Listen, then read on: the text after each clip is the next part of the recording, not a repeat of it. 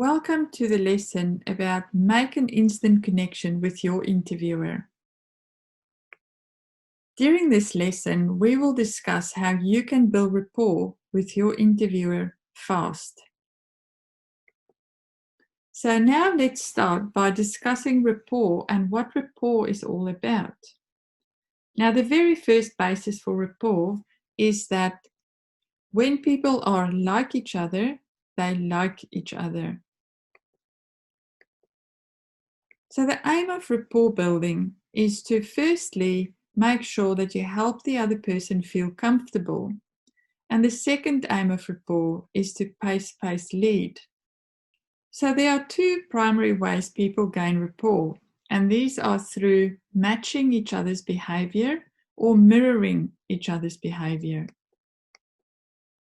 Now, studies illustrate that the communication between people breaks down into three areas: words, tonality, and physiology.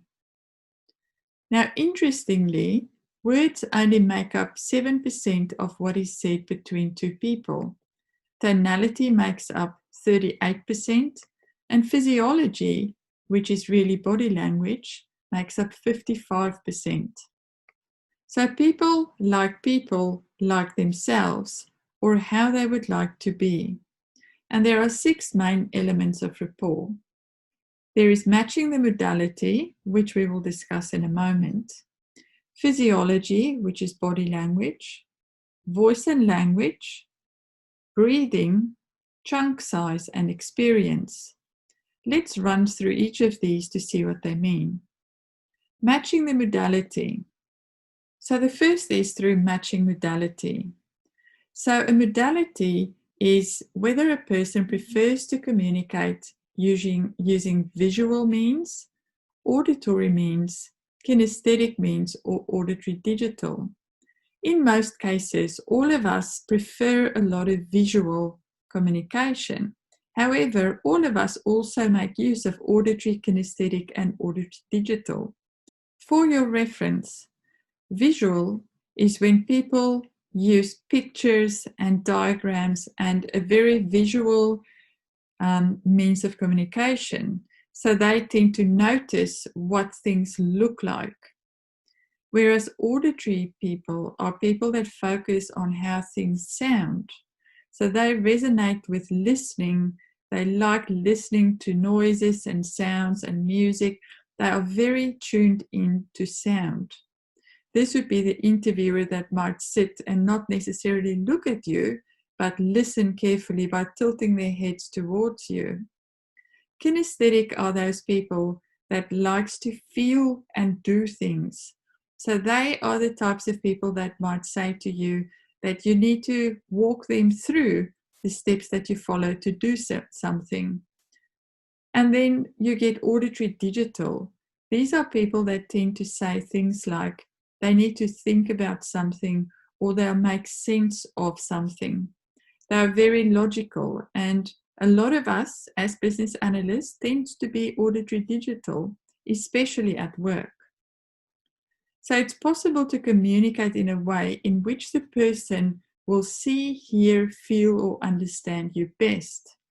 And this is by using the same terminology that they use when they speak to you. So if somebody speaks to you in an interview and asks you potentially to describe to them, what do you see when you are in a team environment? Then you should reply by saying, I see a lot of team members being very motivated. Or you use words that is also visually focused. Whereas somebody, if you gave an answer to a question in an interview and the interviewer says, yes, that makes perfect sense, then you might assume that that person is also quite auditory digital focused, and you can use terminology to match that modality. So with rapport building, it's all about tuning in to the words that the people use that you talk to. And if you can reflect back or match or mirror those words, then you will instantly be understood in a better way, and you will have that connection made. So a few more examples for visual is they would say they can picture something, or they might say, I can see what you mean, or they can say, I like the look of this. Where an auditory person might say, that's clear as a bell, or yes, that rings true with me. For example, these are all words relating to sound and auditory. Kinesthetic, like I said before, would be all about walking through something, or show me how it's done. I would like to see how the steps are executed. These are all people that likes to feel things. They are also the people that might shake your hand and really make a close connection. They might be the people that's comfortable to be closer to other people. And then finally, auditory digital. Like I said before, these are the thinkers. These are the people that would be making and trying to understand something or reason something out. Use terminology like, oh, that makes sense, or that sounds logical. And with sounds logical is a combination of auditory as well as auditory digital. So this particular technique, as part of building that connection with your interviewers, just to be a bit more, is just at this level, trying to tell you to be a bit more in tune with the words and the terminology they use, and try and match their modality that way. For visual people, you might also see that they really like making eye contact with you, and you should do the same. Face them, look at them, and talk straight to them, because they like to visually have that conversation with you by seeing everything. So be mindful of this. It's a very powerful way that you can very quickly establish good rapport with your interviewers. Now, another way is match and mirror physiology. This is when two people, a lot of the time, unconsciously, they don't even realize they're doing that, but they tend to sit in the same way or do hand gestures in the same way. So you will notice if two people are sitting together having coffee and they are in close rapport, they might sit slightly in the same way towards each other. They might touch their eyebrows in close succession of each other, because the one person would be leading the conversation, the other person would follow. And if you start noticing body language, you'll see that they match or mirror each other. And you can do the same. So if you're in an interview and everybody is sitting in a certain way, sit in the same way that your interviewer is sitting. If your interviewer is sitting upright, then I suggest you sit upright. If your interviewer is sitting forward, you sit forward when you respond to your interviewer. Match and mirror the physiology of your interviewer.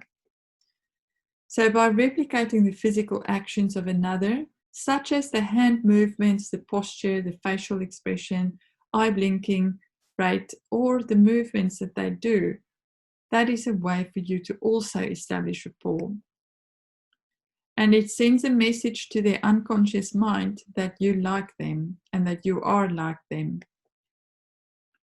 Match the voice and the language. So this is quite important as well. Match the way the person speaks in terms of their tone, their volume, and their tempo.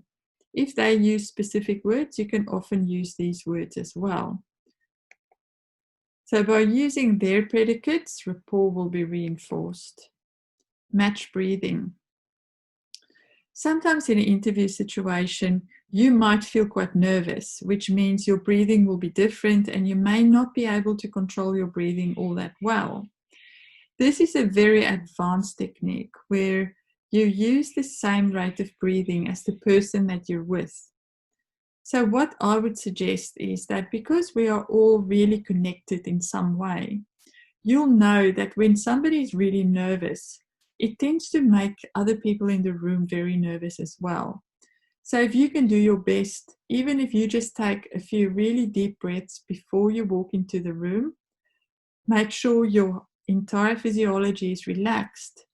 That means you will make everybody else in the room feel relaxed as well.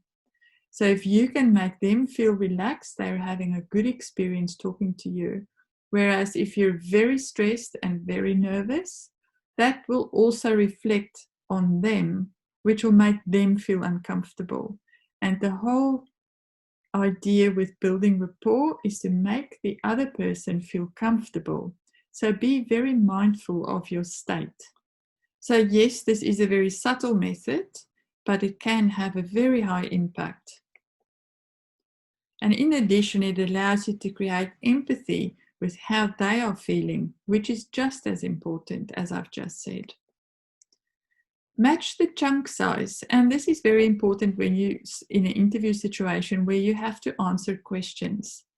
So if you are speaking with someone who always talks about specific details, then you start by matching this, because that will build rapport. So if the interviewer asks you to explain the low-level detail or the specifics of a specific situation, then use terminology such as, I will explain to you the detail, and then you do explain the detail, even if it's at a very low level. And in a similar way, if you find that the interviewer talks about conceptual or high level or general, make use of those words in your response back to them and give them a conceptual high level overview, even if you as a person are more detailed focused. By being aware of the chunk size where you're communicating with the interviewer, you will establish rapport and they will feel like they understand you and you understand them. So when people talk in long sentences, you can even try and talk back in long sentences. Or if they're very much focused on bullet points, try and respond in a similar way. Match common experiences. Now, this is something that we tend to do at the very early stage. And often when it comes to interviews, you don't have much time to talk about your children or all of the other informal topics that you could cover to try and build rapport. But a good one is really just to make a comment about the building, how beautiful it is, or talk about the weather, something that you could have in common with that interviewer in that moment. In this case, you can, if you had more time, you would talk about things like hobbies and backgrounds or beliefs. This is all about building rapport. All right, so now to summarize, the first aim of rapport is to help someone feel comfortable. And remember, you are being interviewed, so sure, you might be the one that is on the podium and you might feel like you are the one that needs to be made to feel comfortable. But it works both ways. By you walking in being friendly, being relaxed and calm, you will immediately affect everybody in the room in that same positive way. So build rapport by making them feel comfortable with you. And then as the conversation goes, you may even end up leading the conversation or the rapport. Well done. We've covered rapport building and we've gone through it reasonably quickly. But what I would like you to do, perhaps consider watching this again and then go out before interviewing or going to any interview and practice some of your rapport building skills with your family or your friends. This will go a great way to help you get ready for that day when you meet your interviewers, and you can use some of these techniques to establish rapport and have a very successful conversation with them.